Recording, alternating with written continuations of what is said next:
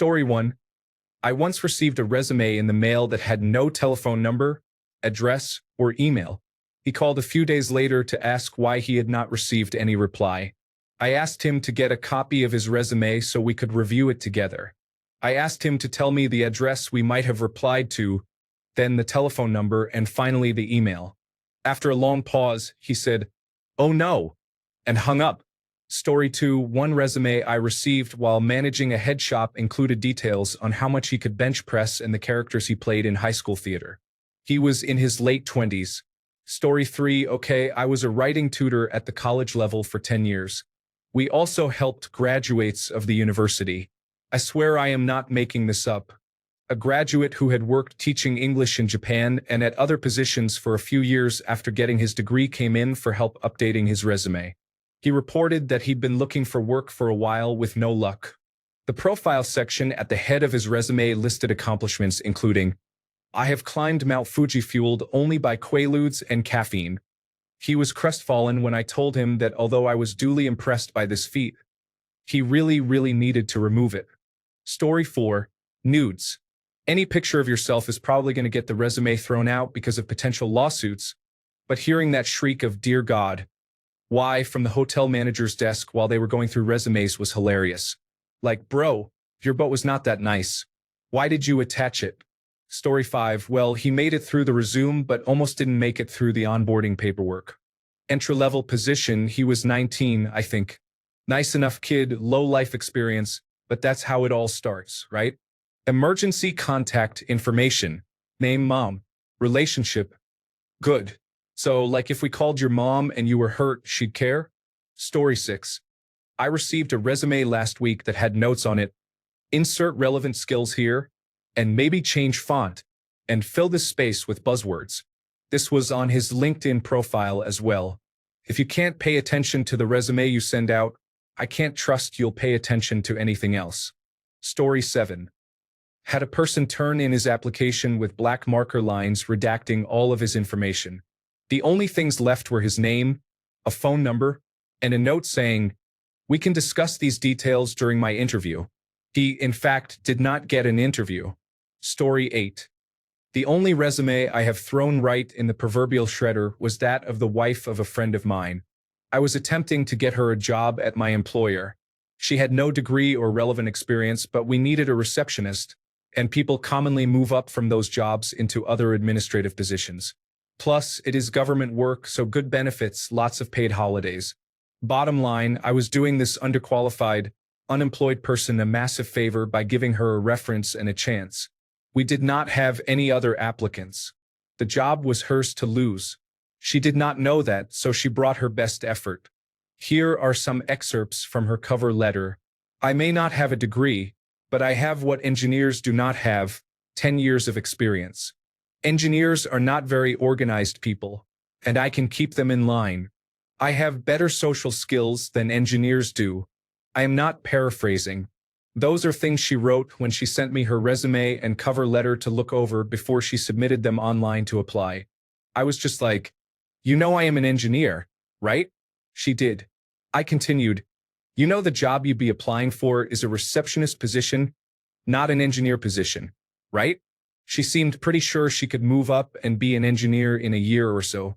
That is not at all a thing in my field. It is one of those fields where everyone is required to be licensed, and you have to have a degree in this just to be allowed to take the exam to get the license. But she was absolutely sure it was. I told her that if she was going to submit this, she would not be hired because the entire panel was engineers. She did not listen and submitted it. She even listed me as a reference. I told my boss she was someone I was trying to help and she would not help herself, which was accurate. But I have got what engineers do not have, 10 years of experience, became the office joke for years to come. Every time someone reached the 10-year mark of their career, we would be like, "You cannot be an engineer anymore." The crazy lady said 10 years is the limit. Story 9. This guy added a Tinder biography at the top of his resume. It includes all his likes and dislikes, along with a headshot of him holding an axe while looking sweaty. I do information technology work. Story 10. I used to work for a bar. A girl came in with an application saying she was 22. but then listed that she'd graduated high school that year. I asked a few questions, then slipped in, "What's your birthday?" She was barely 17. Story 11. A couple we didn't shred but definitely did not call and saved for future laughs. Can cook anything related to a potato, followed by the longest list of potato dishes I have ever seen, and this job did not involve food in any form. In special membership section, have a Blockbuster card. Story 12. I didn't make it past the name line on someone's resume one time. We were hiring a chief financial officer, and Googling their name revealed a Securities and Exchange Commission complaint for a 9-figure fraud. At the time, there wasn't a verdict on the books, but I wasn't going to wait for one. See you never. Story 13. I was hiring for a lab technician job, and this guy came highly recommended by someone in purchasing, I think it was, so he got a shot at the interview. His resume wasn't terrible, but there were gaps.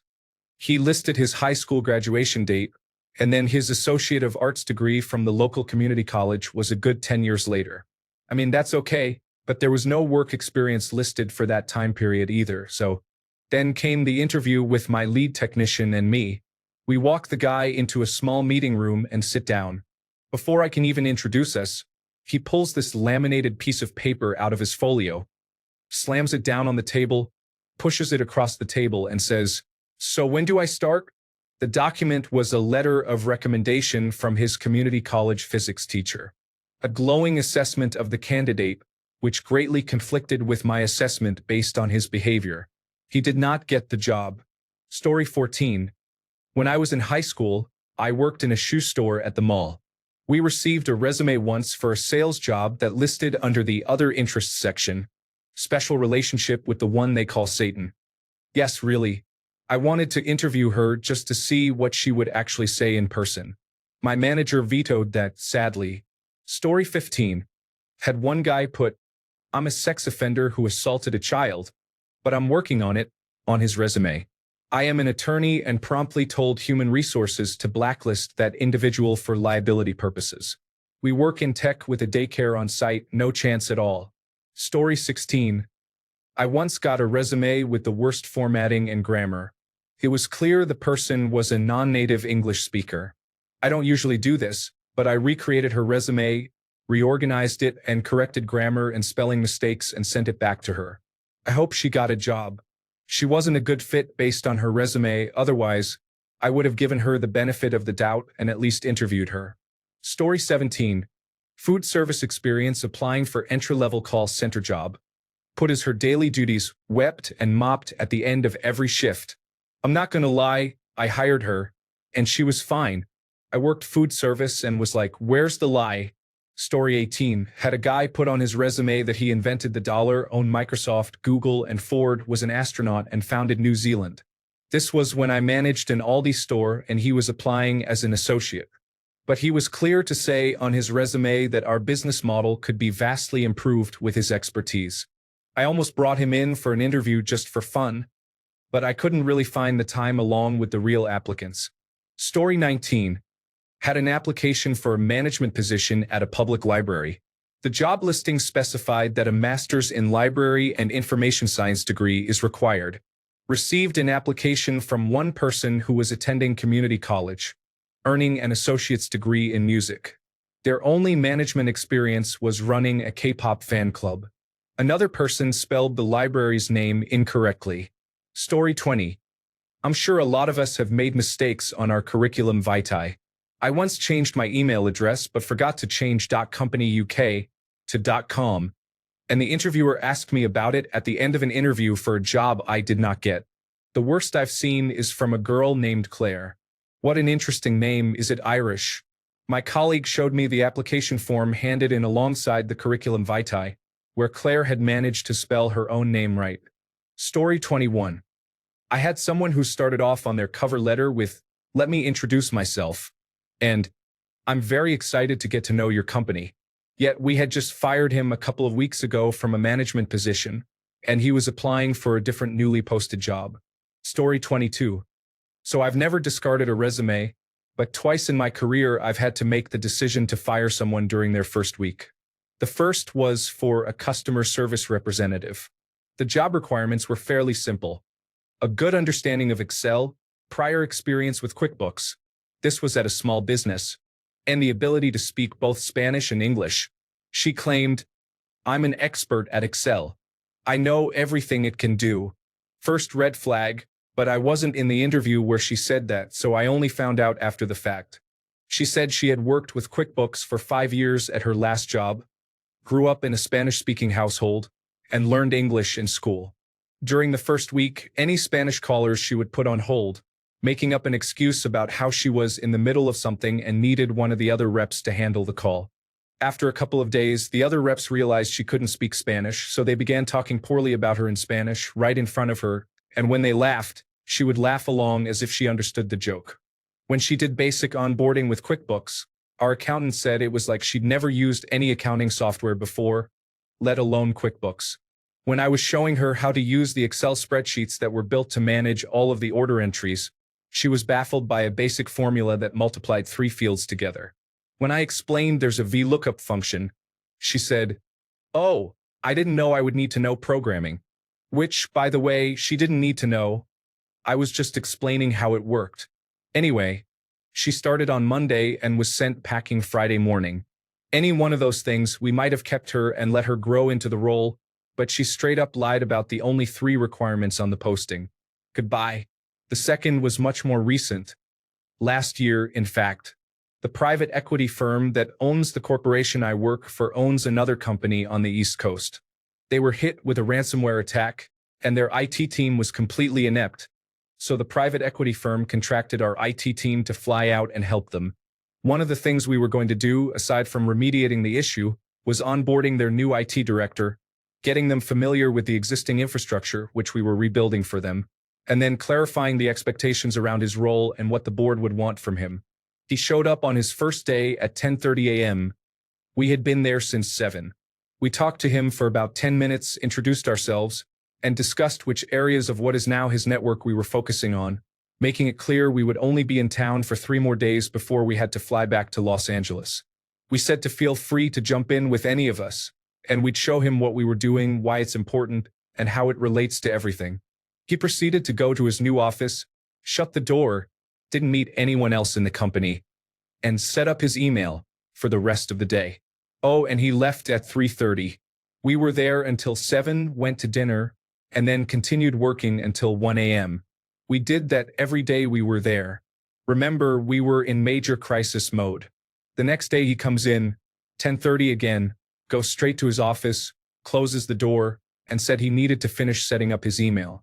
He had one meeting with the CEO where he only talked about his hobbies, and then left for the day at 2:30. On the 3rd day, he came in and was fired first thing in the morning. The conversation was something like, "Look, man, you have to run this whole operation. We know it right now because we've been building it for you.